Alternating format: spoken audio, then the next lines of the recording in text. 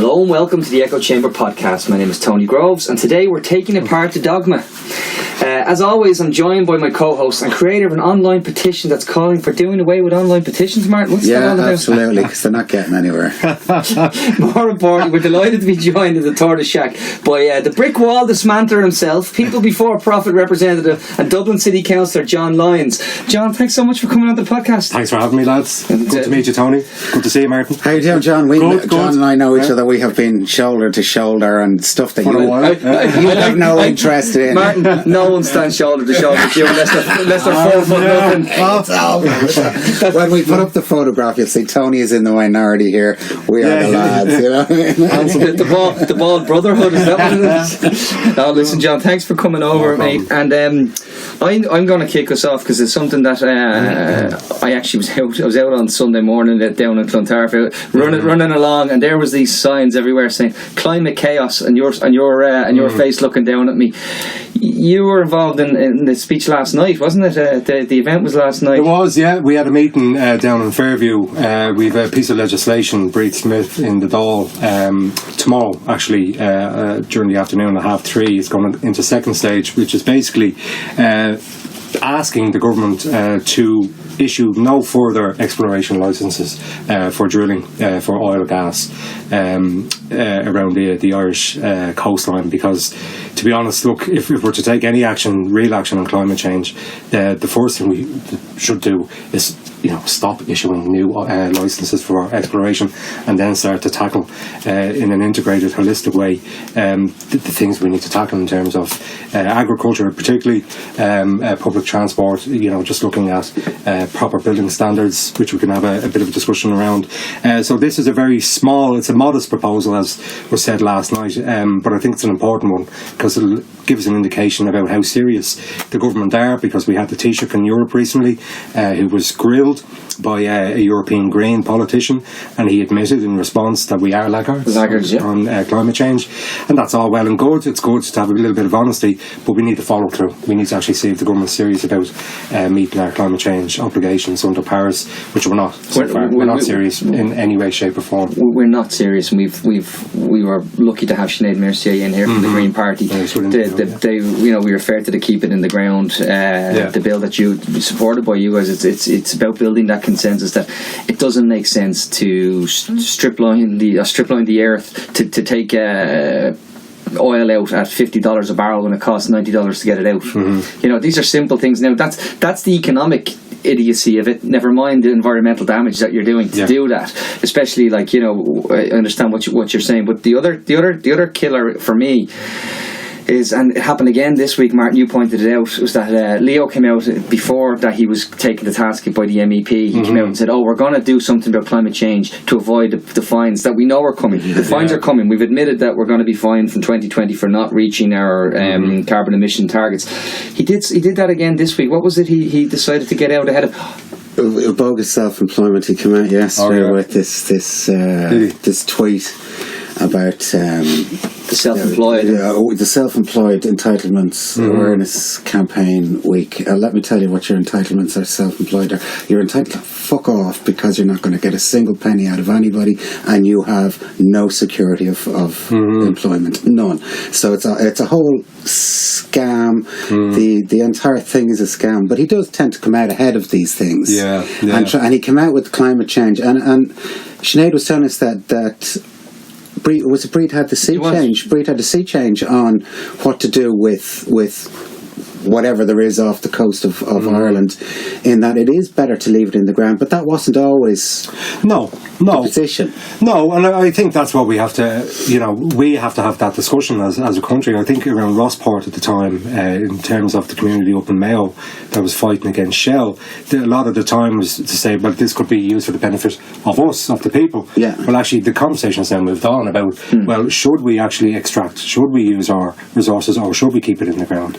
I think that kind of a discussion needs to be had, that we have a democratic say in what we do with our resources. And I think our thinking has moved on in terms of that we can't Obviously, in terms of what we need to do to seriously tackle climate change and to move to renewables and the rest of it. But we do need to have that discussion about, do we keep it on the ground, or do we have to have a certain amount that we do extract, and that the country, does it through state involvement with the private sector, but that we get the benefit of it. That's the discussion that PPP's been through over the last, let's say, 3 or 4 years. And the more you learn, the more your views change. Yeah, and Sinead was saying that if there is oil or whatever out there and off our coast, that's our carbon allowance for the next 300 years. I think you said 300 years. In practical terms, taking it out of the ground is going to cost you, and it's going to cost you much more than leaving it in the ground at the present moment in time, with the fines coming through, everything like that. With the fines coming through, and I think because I asked one of our speakers last night who works with Breathe in the Dáil, Owen McCormick, who drafted the bill with Breathe, what's the feeling in terms of the government arguments against it. And he said one of them is energy security. Yes. Is one of them. That's become a big deal now.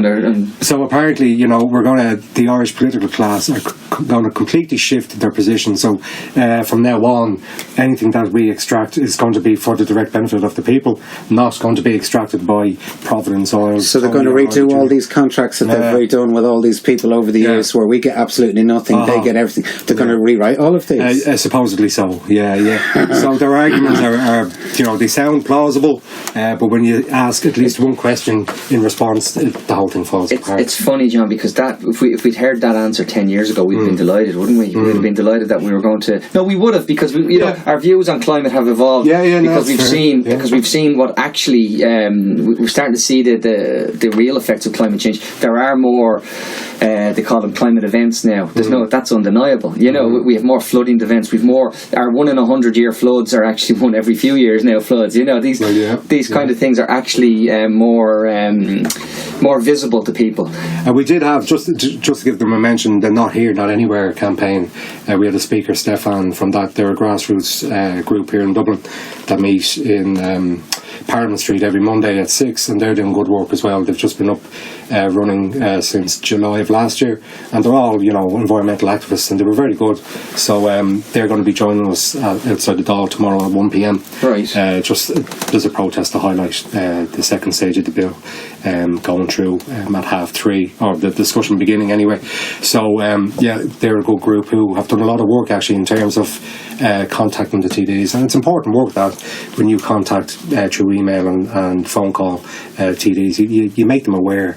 So when you start to receive any number of communications on an issue that you're not fully aware of, you have to go off and do your homework. You have to respond. So that kind of work done by that grassroots group is very important too. And there's a lot of consensus building going on here. I know that Sinead was telling us there's a huge amount of consensus building going on here. Yeah, Friends of the Earth, Oisin Coughlin has been working, has spoken at a few events with Breathe as well. And I think it's for me at the city council level to see the work, particularly that Breathe and Gino Kenny, the two TDs that have joined Richard in this current Dáil, are people for profit TDs, and to see the kind of legislation progressive legislation that we're trying to introduce, and to see the groups that we're trying to work with and to expand out, and you're trying to make these connections on positive pieces of legislation, and to try.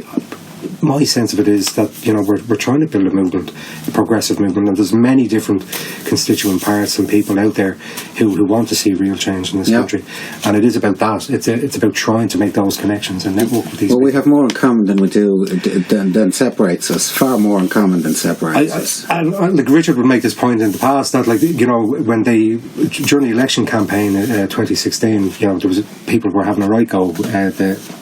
The Irish Times and the rest of them at the left, you're always divided. You're always. Well, I find that really nasty. This whole alphabet, the alphabet part. This entire snidey. It is, and it's snidey because let's face it, Fianna Fáil as a name. I mean, first of all, Fianna Fáil has the spelling of that has no correlation to how it sounds. Fine Gael, go anywhere else in the world, and they are stupid names for parties. Utterly stupid. But here's the thing, like Richard would say, well, like, okay, unlike the right wing who just agree on the basics that we should protect the interests of the already wealthy elite in this country, the left actually have principles, and sometimes those principles means that we have arguments and we have to trash it out. Whereas the right wing, and they're always, you look internally within the main parties, Fianna Fáil and Fine Gael, and the inter-constituency rivalries between members of the same party is more destructive. The whiff of dashes is unifying for them. But the answer to that has to be very simple, and no one says it enough. They say the centre must hold. They repeat it. Pascal Donoghue said it. His predecessor, Michael Noonan, said it. It got repeated 4 times in the space of 9 months in the Dáil. The centre must hold, right? This was this nonsense. And that's talking about basically the power base. The centre, if you're in the centre, you can't move. You're stuck. You're actually your feet are stuck in clay. Whereas if you can have all change comes from it comes through arguments, debates. An actual. You have to take the idea, you have to stretch it out and see what makes sense. Because if we want to talk really about climate change, the only reason we will make differences, and I mean this honestly, it's not going to be that you're going to turn around and say, well, we're going to save a dolphin, right? I'm sorry. People aren't going to get on board with let's save a dolphin, but some people will, but not enough to get you your critical mass. But if you tell them, listen, it's costing us $80 to take that out of the sea and we're only making $50 on it, that's just idiocy. And you have to be able to take it out, stretch it out, and actually show that the environmental damage is this, the cost of building flood defence is this, the cost of preparing ourselves for what's going to happen in these floodplains.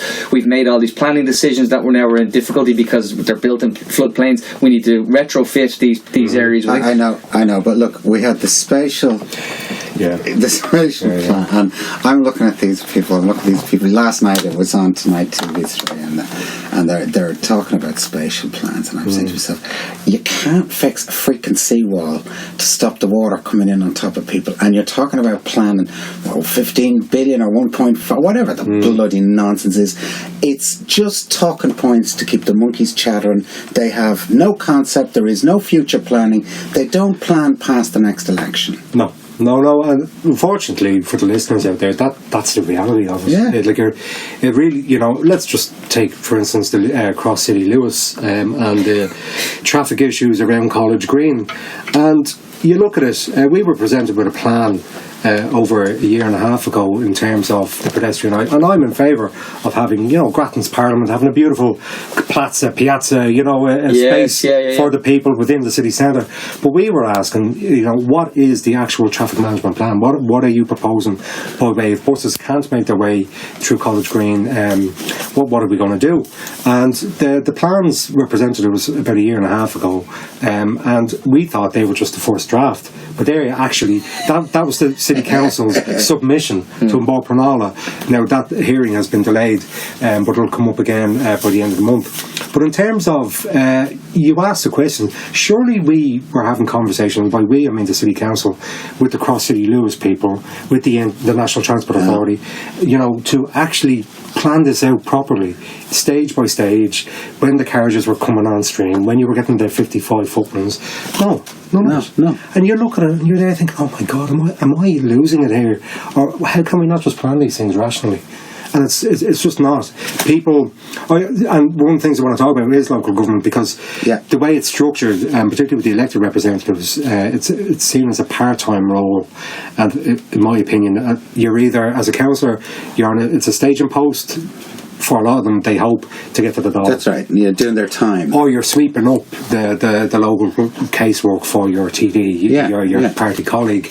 And I don't think a lot of my colleagues take the role in terms of policy formation seriously enough. We are presented with a lot of reports that come from the officials, from the full-time administration, and we basically interrogate them, we read through them, but policy is mainly formulated by the officials, and we tweak them. Rather than getting into real discussions at the strategic policy committees that we have, there's 6 of them that cover all the different functions of the council. It's again, at that level, it's mainly report, and that we just sign off on. And I think the space or attempting to create a space where we can have longer discussions around policy form, it just doesn't happen.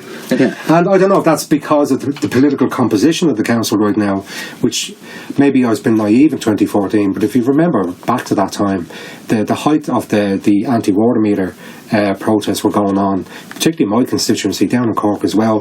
There was a lot of anger towards the government, and Labour had their worst ever performance in those local and European elections in 2014. And the people of Dublin City... Worst ever yet. Yeah. But the people of Dublin City at that point voted in a huge number of what you would term left-wing councillors. 16 Sinn Féin, they tripled the representation.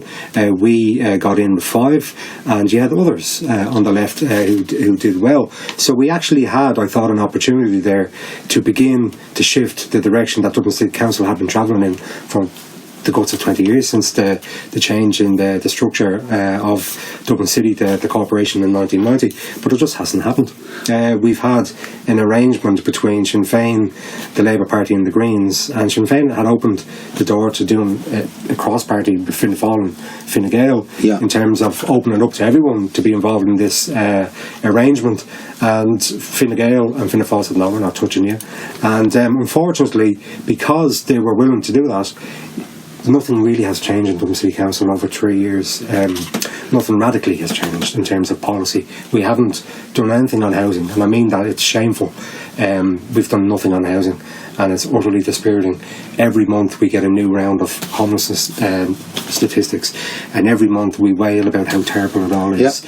And every month we talk about how we must do better, and then every month we just nod as Brendan Kenny, the head of housing, presents his housing supply report, and nothing changes. And that's got to be really dispiriting, because the words they use were this nonsense of new politics, this nonsense of actually getting stuff done. So you've got a lack of legislation in the Dáil, you've got implementation that doesn't take place on the ground, and you've even got now where they've actually decided now what they'll do is they'll actually, instead of saying that, we'll actually go out ahead of it. So already in January they said we'll build no houses in 2018. Okay, so we're ahead of the curve. So when it's a disaster, the report will go, well, we told you that, guys.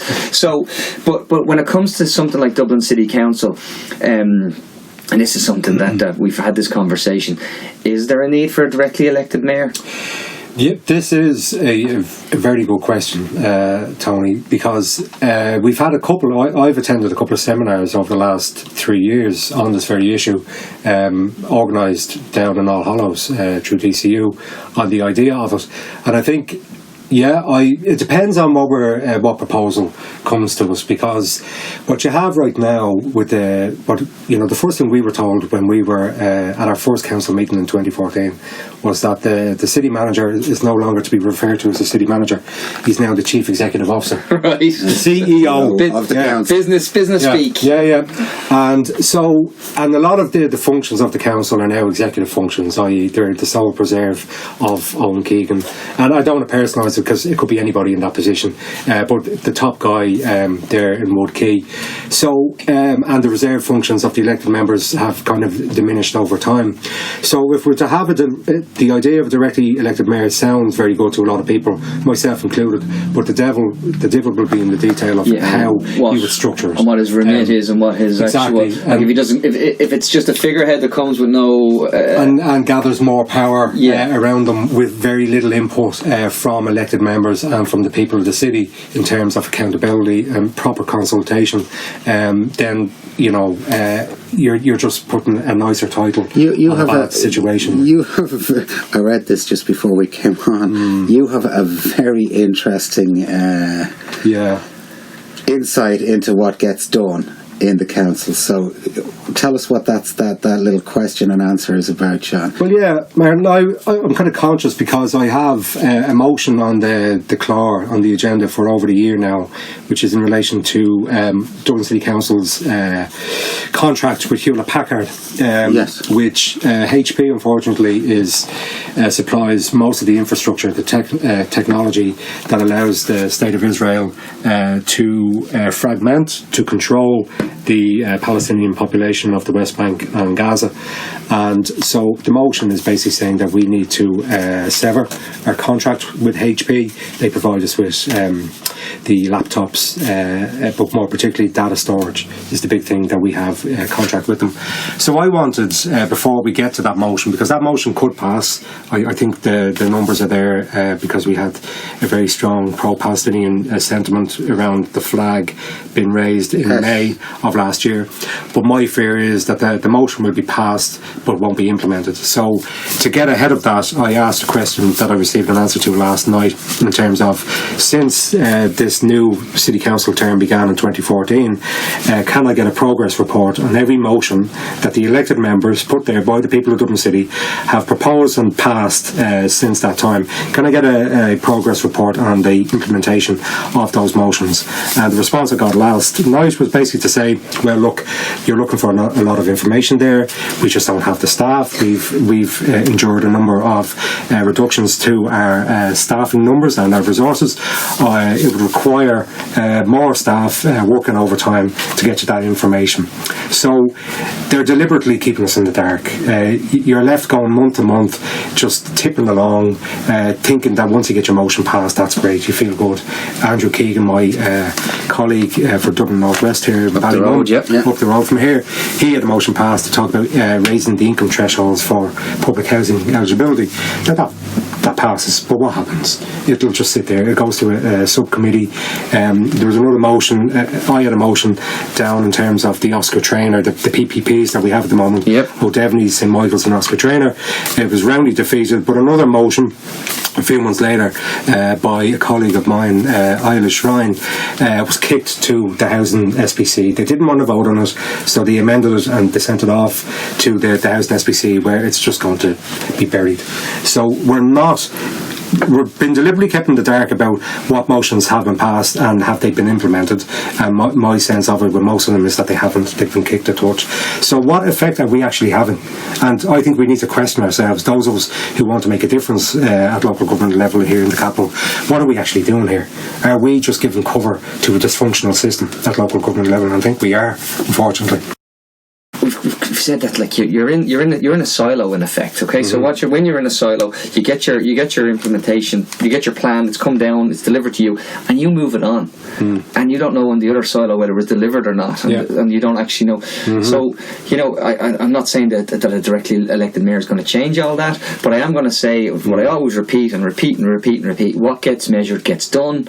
And if you can't, if you're saying to them, can I see what's been done, and they're saying, well, we don't have the resources for that, I'm not filled with confidence of you. No, and look, again, that lack of clarity in terms of our role and our effectiveness, in terms of we are meant to be, the elected members are meant to be the policy formation arm, wing of local government, and it isn't clear to us, and it certainly isn't clear to me that we're having any impact whatsoever in terms of the big policy decisions. And I'm talking here about housing, really, and if I can just go into it, because I think it's hugely important at this moment in time, and I think it reveals how local government works, or perhaps some might say it doesn't work.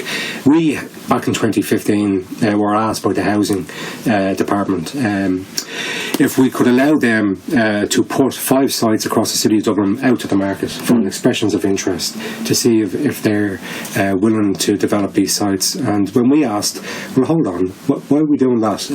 There are parcels of public land, the city council owns them. Can we not surely, in any way that we can, and we've proven this. I got the Housing Finance Agency into the Housing SPC, and they were saying, come to us, we can lend you money at very low interest rates, and you could get about the business of building houses, and acquiring houses in the short term, but building. And we asked that question, why are we going to the market? And the language back is like, I don't know if you've read that book by Andrew McLaren and Sinead Kelly, the neoliberal urban policy, the transformation of Dublin. Pure neoliberal speak. Well, we have to leverage whatever assets we have to entice the market to come on board. And so the plan they came back and we asked, well, who did you speak to? Who expressed an interest? And they wouldn't give us the information. There was no commercial sensitivity here. There was no secrecy. It was only an expressions of interest stage. And myself and another councillor tried for several meetings to get information about who did you speak to, who expressed an interest. And they basically sat back, because we're not telling you. And I had to go off and submit an FOI. And the FOI came back saying, we're not telling you. My freedom of information said commercially sensitive information, we can't give you that. So we were kept in the dark about who they were speaking to, who the city council officials were dealing with. But the plan was basically that we were going to develop these sites, and they were going to be 30% social, 20% some still, as of yet, unworked out cost rental, subsidised rental model, and the rest of it will be to the private market, owner-occupier apartments and houses.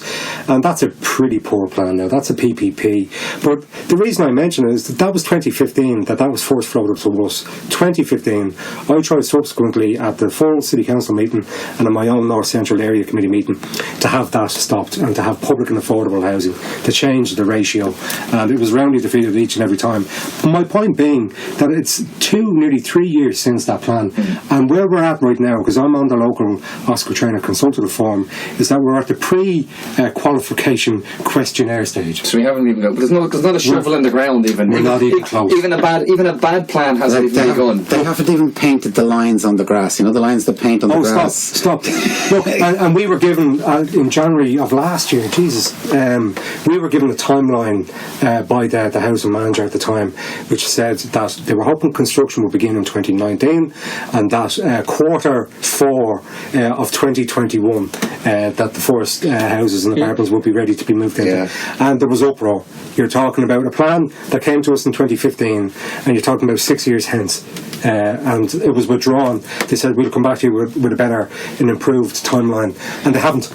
Now it's kicked out even further. Oh yeah, but it's unbelievably frustrating. What we do we'll do another housing forum, another plan, and another get together, and we'll say we've all agreed and we've all understand. We're all willing to do it, and nothing gets done. Like we had Mel Reynolds tell us that there's 950 properties that we could go refurb between 30 and 50,000. Once there's a wall and a roof, it's going to cost between 30 and 50,000 to make that livable. And it's not happening. You mentioned O'Devany Gardens. You know these places. They're not the answer to everything. No, but they're. It takes the pressure off. Oh look, yeah. And like Mel's done a lot of good work, and you've had Rory on as well. There's a lot of people putting out a lot of good information around the housing system at the moment.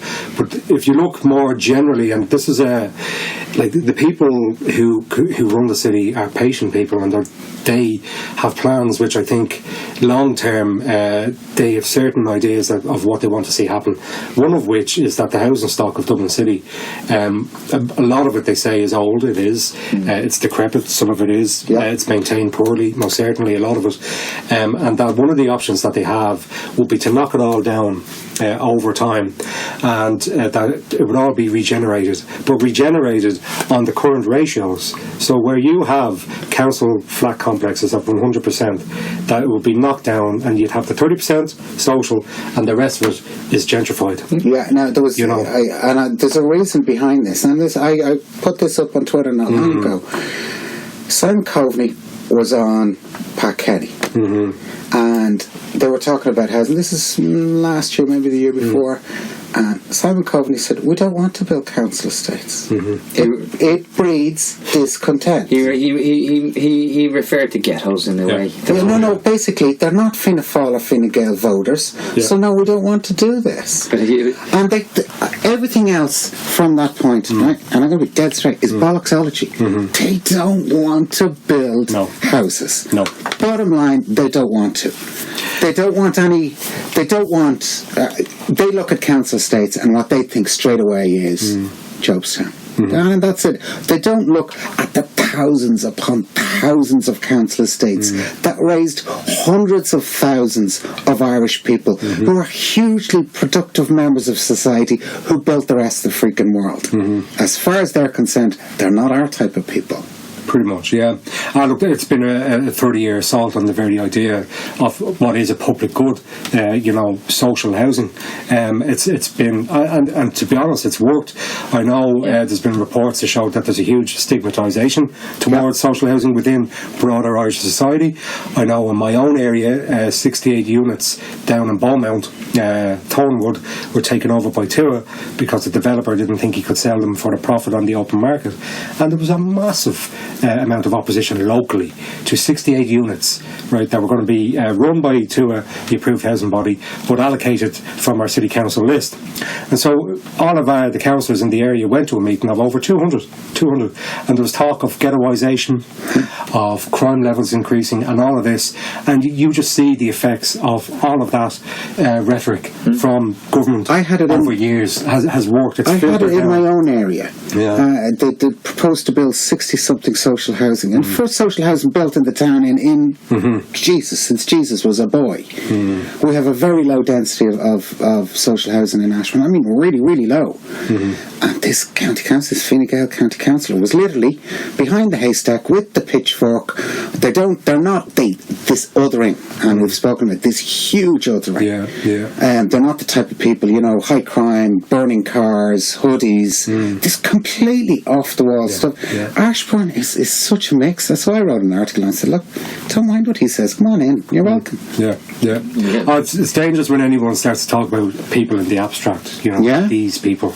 But look, again, it's worked well for those in power who want to push everybody, have them in the private rental sector paying obscene rents, paying half their monthly income. I think it's the first time we've had the word gentrification on the podcast, and it's actually because it sticks with me, because I always think of it that's what you look at Grenfell in London, and you look around it, and that was one of the only places that wasn't gentrified. That's right. But it was done cheaply and shittily, and people died. Well, the hoarding was there so the gentrified people's eyes wouldn't be offended by the sight of a high-rise building. I remember going to New York many years ago and going through Hell's Kitchen, and then I remember going back to New York and being told I was in Chelsea.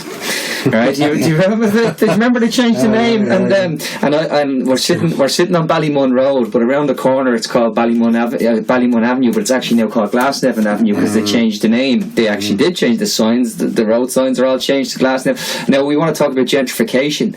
You're talking about parts of like the Silicon Docks. We've talked about where people in Irish Town, Ringsend and all, no one can afford to stay in these areas. And then it was, I'm laughing now because I remember people from Mary's Mansions who moved out to Coolock and all thought they were being moved out to the country. And now people in Coolock are being told, get thee to Trim. And then the people in Trim were just... But do you see that with the Irish Times over the last few months? You're priced out of Stony Batter. That article was amazing. So let's keep the logic going. You're priced out of Finglas, go out to Ratoath. You're priced out of Ratoath, go up to Baileyborough. Priced out of Baileyborough, go off to the Greenland. I saw a brilliant tweet about it the other day where it was a picture of like an artist's impression of life on Mars, and it said the Irish Times property section 2030 priced out of Trimna, try Mars. But see, isn't that where it's going? And in terms of the gentrification, it's quite clearly, and we get this talk, and unfortunately it's parroted by the members, particularly Fianna Fáil, Labour and Fine Gael councillors, that we need a good social mix. Right? This is the social mix, which means more of them. It can't be a 50-50 mix. No. It has to be keep them diluted, keep them othered. But see, and what that all does, it disguises the raw class nature of what's going on here, because it literally is about creating more facilitating profit, private interest to make money off public assets. Can I tell you something? What a nut that's been cracked in America that we have never spoken about here when you talk about those things. Why they do things like that in America is because they know they're actually, in 4 years' time, they're going to be there, and they want to make sure that their voter block is around them. Okay, so they talk about appealing to their base, appealing to their vote, and that's very much the same mindset. Where if you can actually disguise your appeal to 36% of the electorate on the basis of let's have a mix. And you know that when it comes, that's what it is, because it's. I keep thinking in numbers. I'm going to get you, Simon McGarn. I'm going to murder you now because you've ruined all my mindset goes back to the numbers now. And he's right. If you can get enough people in arses in apartments or things around you, and you know that they're of your they wear the blue shirt or they wear whatever wherever that badge is, your seat is safe. And look, again, the social mix, it's a very interesting one, because it's a very dystopian. I've said this to them a lot of the time, because they talk about how social housing is really only the preserve of people with no jobs, and very low incomes, right? And let's tease that out for a moment. Are you saying always and ever that people who are currently out of work looking for work, or those who are on low pay, are always going to be on low pay? But that is the truth. On the one hand, you say the economy is improving and that there's more jobs. Well, surely then the people will have opportunities in terms to come. No. You know, this is a fallacy that they sell. If there is no social mobility, there isn't. It doesn't exist. It's a fallacy. If you are born rich, you will die rich. If you are born poor, you will die poor. That's how this works. Social mobility in Ireland is a tiny, tiny, tiny little ladder, and very few people make it. Less than 15%. Yeah, and Gino Kerrigan, you can call him Gino when you know everybody else has to call him Gino. I know Gino Kerrigan wrote about it this week. And he wrote about this. It is a class division, and everybody pretends it's not happening in Ireland, and yet it is the biggest division in Ireland, by far the biggest division. It's, and I know other guests we've had on here have gotten a walloping for saying that class is the big issue. Class is the big issue. It's not just class, because it's also generational. It's also generational. It is the 25 to 35-year-old. We had Richard Chambers in here the other day, and I was chatting away to him, and I said to him, he's a big unit and he's a young man, and he can handle himself. But I was chatting away, and I said to him, that's that generation there. They came out and they walked into these jobs, and they got told, oh yeah, here's you're on you have a 16-hour a week contract, but we want you to work 50. If you ever go looking for anything to a bank, they're going to say, well, you only have a 16-hour. And I'm not saying Richard does. I'm just saying this is what happened to that generation. He's in that window where the yellow pack things came back to the fore, and now we're telling these people, look, the economy's improving. But if you told someone the economy's improving and you're going to get a 4% pay rise, 4% of nothing is fucking nothing, folks. No, there's an awful lot of people excluded from this. Yeah. Now, look, come here, class, like you boil it all down, it's class. But just one thing to finish on the social housing mix. Yeah. It doesn't work the other way, because recently down in Ballsbridge, Joe O'Reilly of Chartered Land wasn't going to provide any social housing units in these luxury apartments that he was building, but that he was going to give, in lieu of that, a few properties down in Ringsend within the catchment area. Yeah. So it goes, the social mix argument only works in one direction, apparently.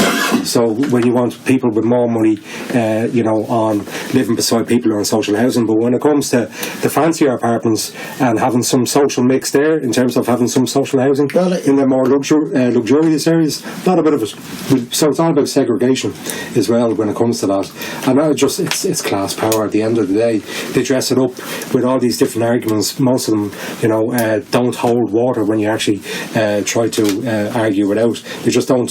They're kind of tropes that they put out there that don't stand the test of any kind of scrutiny. But it works for them.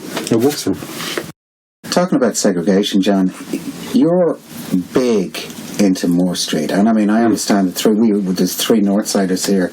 Moore Street was something we grew up with. Tell us what's going on there. Well, Moore Street, it was the second issue that I took up when I became a councillor in 2014.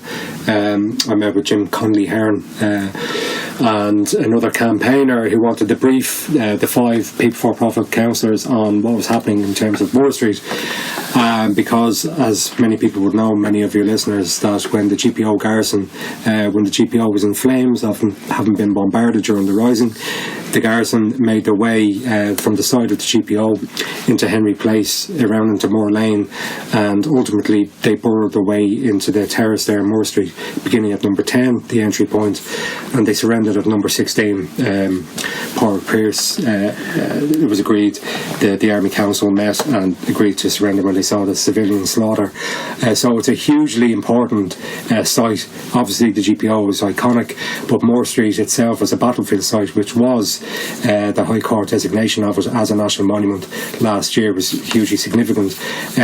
But what we have on Dublin City Council, unfortunately, is also a planning permission on what's called the Dublin Central site, which takes in Moore Lane and a lot of Moore Street, in which the former owners of that site, Joe Riley's chartered land, and I don't know if you saw the T.G. Carr documentary, which goes into the background of how he became the sole owner of that site. Okay. There's corruption involved. It's quite clear that there was he was able to use in extant Dublin City Council CPO to buy out the other interests on that land, because it's a very valuable parcel of land, and he managed to become the sole owner of that land. So he had a vision like Dundrum Town Centre, which he built, the pavilions out in Swords, which he owned. He wanted to build a huge big glass shopping centre with a garden in the sky, and it was going to pretty much knock the entire Moore Street Terrace bar number 14 to 17, which are national monument as we speak, uncontested national monument. The rest of the national monument from Max Barrett, the High Court judge, has been contested. So for the last 3 years, what we've had, unfortunately, is the planning department of Dublin City Council, I think, having paid scant regard to the historical significance of Moore Street, has been trying to facilitate that planning application to come to fruition. They want to see construction. They want to get the rates in, obviously. We all want to see the rejuvenation of that part of O'Connell Street and Moore Street. But it's a battle that's been going on. But just one of the things that I did in 2015 to try and move it along was that there were 5 buildings that have been quite clearly proven by several reports, the Grania Shaffrey report, the Frank Miles battlefield site report, number 10, 2021, and 2 other buildings in the laneways, the O'Brien's bottle mineral stores and the White House, was to get them added to the record of protected structures. Okay. Now, that's a reserve function of the elected members. We can do this. It was passed despite the objections of the senior planner at the time, Jim Keoghan, and others subsequently to him who took over his role, John O'Hara, the current planner at the moment, didn't want that to happen. So for 2.5 years after that motion was passed, nothing has happened. We had one assessment. They initiated the tender. James Kelly, conservation architect, won it. He began his assessment, but he was then refused by the current owners of the loans secured on that site, Hammerson's, which is a UK retail company, refused him access into a couple of the buildings to make an internal inspection. Okay. So his draft assessment, which I got through a Freedom of Information request, recommended that 3 of the 5 buildings be added to the record of protected structures list, but that the other 2 would need further inspection and that we need access in. Now, for 2 years this has been going on. The City Council used the last year to say to us, well, look, there's a court case going on. We're not going to issue a new tender. We're not going to complete the process. So then in December we said, look, we need to continue this process. You need to write to Hammerson's, tell them that we want access to those buildings. And we got a letter back which pretty much said from Dobbs of the Hammerson's company, Dublin Central Planning Limited, that this idea of my motion was an oblique attack on their planning permission, and that we have every right to do what we're going to do, which is to fulfil the planning permission, which will see the destruction of those buildings. They gave no guarantee that those buildings will be preserved, that we have an extant planning permission and we can actually knock those buildings and build our... Basically, that's a shot across the bows this is what we can do. This is what we can do. And I've been on several forums, the Lord Mayor's Forum on Moore Street, the former Minister Heather Humphrey's Ministerial Forum, and we produced a report which was accepted by all stakeholders, apart from Hammerson's, that we needed to rejuvenate that area. We needed to protect the terrace in a sensitive way to integrate it with, this is the very important part, which is the traders on Moore Street, which is what everyone knows Moore Street for. The traders, that we needed to rejuvenate that whole area, protect the historical element of it, and to have a vibrant trading market there. That broadly is what we're saying. And to this day, we're still faced with huge resistance by central government and by Hammerson's. You've the Ilex Centre, you've Jervis Street, you've Grafton Street, you've got Arnott's. You've Arnott's, you've Cleary's been redeveloped. Yeah. We don't need another bloody white there's actually just off Moore Street, there's that underground. It's like an underground shopping centre. I kind of like that place there, and I think it's okay. I kind of like it, but the idea of this glass structure with Starbucks and the usual. And if you actually look at the visuals of it, it's very interesting because the current planning permission, if it was to come to fruition, they gave us some of the visuals of it. And Moore Street, you would have this lovely pedestrianised pathway from O'Connell Street through into Moore Street, connecting the new shopping centre to the Ilac. So you'd nearly be swamping the campus of glass shopping centres. Yeah, lovely. But you had these lovely people drinking coffee on Moore Street. Of course. And not a trader inside. Yeah. And we went, hold on, where are the stalls? Where's the traders? The fish? Not a one of them there. Do you ever do the Ramblas in Barcelona? Yeah. And if you remember about for years, and that was where the pet shops were in Barcelona. Pet shops were on the Ramblas. Yes. And they're all gone. Yeah. Now it's just these Egypts throwing things into the air and whistling. Yeah. And if you don't want to buy a crepe or a crepe or ice cream, the whole street has lost its. The locals used to go to the pet shop there. They bought their dog food, their cat food, that's what the stalls were. And I just always walk down it now, and the only thing they sell is fake Barcelona jerseys and lads throwing things up in the air. And I always think to myself, this is what happens when it becomes bang for your buck per square foot, per square metre, per whatever, and we're not talking about that. It's not like we need another shopping centre. No, but even the arguments, you can make them, like, if we want to talk about footfall in Dublin City Centre, if you want to talk about making money here, let's talk about it. Let's talk about the tourism potential of Moore Street. Yeah. Right next to the GPO. A proper market. Just down from Parnell Square. You're talking here, you could have such a cultural, historical quarter. Yeah. More encompassing Moore Street, Parnell Square, the GPO. Think about how proudly proudly Cork speaks about the English market. That's because they talk about it so proudly, and it is. You go through it. I was in it only last year. I had to go and say it. I was in it only last year, and I got into it at really, really early. It was empty, so I had a good stroll around and just see what everything was. It's lovely. But the point is, though, if you talk about Moore Street like that, we don't talk about it in the same terms because we know it's not really what it should be or what it could be. Yeah. And that's deliberate. That's it has seen a decline. I remember being down there. Oh God, I give my age away. I was down there 25 years ago, and you could see the decline setting in. And it had the decline had a good grip on it. All those shop fronts that were staying shuttered, people weren't coming in and opening up business to augment what was going on the street. It was like the street was it, and the shops were all closed. Yeah. And the traders, just to say, the traders have been treated like appallingly by Dublin City Council over the years, and it's a war of attrition. They want them gone. Yes. They're making life difficult in terms of the rigidity of the licences that they have, the inspection regime that they carry out, the inspectors on the ground. They make life very difficult for the people who have been there. Their families have been there for generations. Who are very open as well, because Tom Holbrook has been the main Moore Street trader involved in all the different forums that I've been on, and they're very open to new ideas in terms of what a new market could look like. Talking about Spitalfields in London or Camden Town markets, looking at different ways, and that they're not protecting their own particular interests. They're very open to different ways of having a new market in place that might see them shifting slightly into a new patch or whatever, but within the same vicinity. So they're very open to that and are very enthusiastic about alternative visions for the Moore Street area. Can I stop? John, but are you not like a an anarchist, a Marxist, a communist, and all these hard left loonies, because you're sounding very reasonable with some of these ideas, and you know, no, because where language matters, guys. If John says anything, it's very easy for someone to turn around and go lefty loony. Yeah. Okay? And look, and you talked earlier, Tony, about the centre holding. You know, Pascal Donoghue, and you know, it just reminded me of Tariq Ali and his redesignation of the centre as the extreme centre. Yes. You know, because let's talk about it here. And the language is very important. It's how we communicate with people. It's how we try to get across our ideas.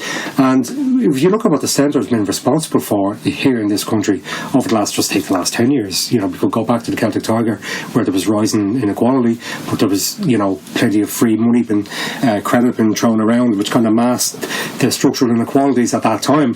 But in the last 10 years, just look at it, look what we've been faced with in terms of the bank bailout, the setting up of NAMA, the bailing out of property developers, and the actual cost to people in Ireland of many different income brackets from those policy decisions, which prioritised 6 private banking institutes over the rest of us, and we've been paying for it ever since. And to think that they're somehow the rational, reasonable people who protect the interests of private capital, meanwhile, you know, you've got about 25% of children living in consistent poverty, you know, and you've got, you know, people, the working poor, you know, you've people on struggling to get by, and they're on fists. Well, I've known you a few years, John. We've been on a few protests together, and you're dead right. I've said this plenty of times. The middle is no longer, or the centre is no longer the centre. That line shifted quite a lot to the right, and people who now think they're centre are actually quite a lot to the right, and it makes the reasonable left then they're able to say, oh, well, now you look real unreasonable from this new right, or this new centre that we've designated on the right. You look bad. But the fact is that they're far over there on the right, looking at you slightly centre left and calling you names, and that, you know, what was it? Accuse people of what you yourself are doing. You know, they are the ones that are the extremists now at the moment. And in terms of like the centre, like Fianna Fáil, you know, the confidence and supply arrangement is actually working rather well. The centre is doing it's doing okay for itself in terms of they're in government and they're trying to control opposition. You know, and it's a do-nothing Dáil, I know, but they've done it successfully. It's look, nothing much is happening, but they're maintaining, they're stifling real opposition. I think, as Fianna Fáil are trying to, they get the most speaking time in opposition, and they're trying to work a bill through to make sure they give even more. Yes. That they reduce the speaking time for all parties, which is just an outrage. Like these are systemic attacks on democracy. And what happens is the language changes, and we hear things like, you know, you produce a document when it's costed. Here's my alternative budget, and they don't read it. They just shout lefty loony. And then the government produced their own one, and then a journalist reads it and says, "Jesus, Michael Newland's figures have a €1 billion gap in them in the fiscal space," as they like to say. And no one said he was a loony. No one said anything. They just said, "Oh well, you know, he was basing it on the figures that we'll get back when we do the ratio swap and the thing." You won't get it. You're a lefty loony sympathiser, and that's where we carry on. And look, the difficulty is that, you know, I think that those centre right wing parties right across Europe, the politics, there is a huge gap, I think, at the moment between those in power and the people that they supposedly represent. I think the curtains have been drawn back over the last number of years in terms of, I think, even myself included, and many people I know, only around the bank bailout time did we start to think about how this country was actually run, you know, and in whose interest it's run. How it wasn't run properly. Well, yeah, but like, I think a lot more people over the years since have been asking those questions in terms of what's going on. Can I say one thing on the podcast? Important to say it. We're talking about the banks and talking about people, how we say who the country was run for: the multinationals, the big corporations, the banks, the lobbyists, right? So, and we say this is who it was run for, but it's who it's been ran for still. The current tracker rate scandal is it's been reported that it's going to cost the banks €1 billion, and it's 300 million in administration and 600 million in compensation. That's less than €18,000 per person who's been affected, per account that's been affected. That's for 14 people in one bank lost their homes, 15 in another. Ulster Bank haven't even admitted yet how many lost their homes. People lost their lives over that. Yeah. But hang on. Yeah. Let's take that, lift it and bring it to the UK, and people were missold repayment protection insurance on personal loans, and they were fined multiples of billions, and our central bank is going on saying we're fining them €1 billion as if it's something, and it's been reported as something. I'm furious about it. I'm furious because listen, I'm going to have to say, because three Northsiders in a room, we could go forever. We have huge common interests. John, really thank you for coming in. Delighted to be here, lads. Are you looking forward to the summer break or getting a bit of a break? Well, just to finish on, because I do think that the politics of the centre are completely discredited in more and more people's eyes. You know? And you do see the institutions of the Irish Free State and who they do protect. You know, you talk about the Tracker scandal mortgage, and there won't be any repercussions for them. They engaged in, you know, it was a cartel, it was a conspiracy, it was criminal activity, and there won't be any repercussions for those people who made those. You know, it'll be a systemic issue, and no individuals who make up that system who make those decisions. And I think the job of the left, and it is a big one, because more and more people, I think, have no faith in the governing parties, Fine Gael and Fianna Fáil, Labour as well also, and they are looking for, I genuinely believe they are looking for some new, they're looking for a bit of hope, they're looking for something, and the left is small. We don't believe that change comes through the Dáil, or obviously not through a city council, and it is about trying to build on campaigns. Climate change, how do we get real action on climate change? It'll be, you have to make it tangible and real to people for them to kind of get involved.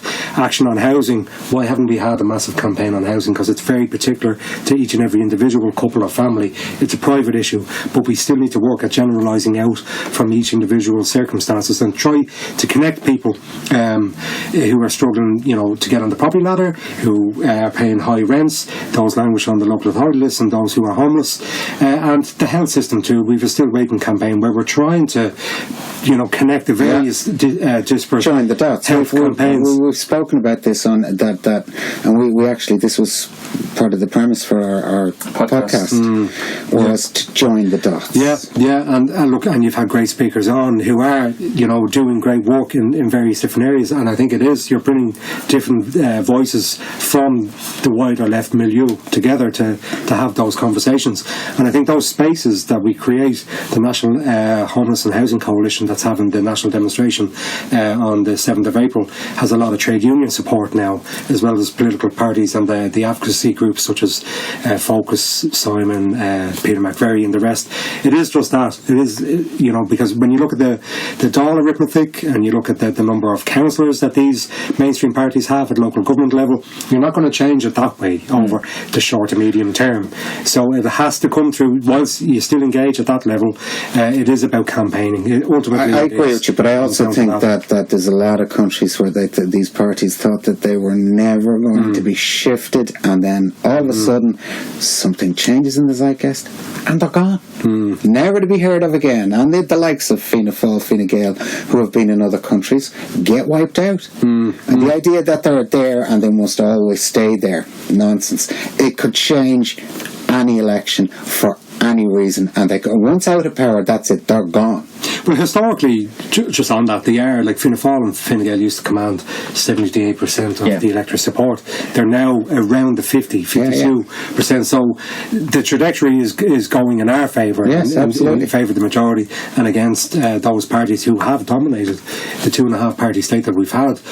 So it is, historically, they are at a very low ebb. They're weak, but they're forced into a situation of being in power and opposition and having this particular obscene, grotesque arrangement. And so I think, you know, and their politics have been discredited over the last number of years, so there is hope there. The old ways are dying, but the new is yet to be born. We say this, and I agree completely. It's yet to be born. What's going to happen? Who's going to lead this country into the future? I don't mean that the person hasn't been. The person has been born, but the actual group, the umbrella group, whether it be a mix of left or a mix of, and I'm beginning to like the word progressive, and I heard you use it. I'm beginning to like the term a mix of progressive people together who see that we can't keep going the way we're going. We just cannot. And I think you're one of the foremost people in that, John. I always did think you were. I mean, you are an incredible worker. I mean, I know that. You're always working at this. You never give up. It's your passion. And I have to say, thanks for coming in here and sharing this with us. Thanks a million for having me. No, really John, enjoyed great. it. Yeah. It's great to have the chat. Hopefully we'll come again. Chat again. We could do another hour of this easy, so we'll have to have you come back in a while. With some new information from the council. And we'll do another one down the diggers, I'd say. Listen, lads, thanks for listening. If you like what you hear, hit subscribe, tell a friend, share the news. We rely on you guys to share the word. It's all on you as listeners. Thanks so much. Keep our eye on the website, echochamberpod.com. Martin put up a piece and it had quite a bit of traction. Yeah, I said, Tony was giving out, he said, you never write on. I said, Tony, I only need to write one piece. You write 20 pieces, I'll write one. Yeah, I wrote the one. And there's another one in Broadsheet today, so go have a look. Check it out. Well, guys, thanks for listening. Bye-bye.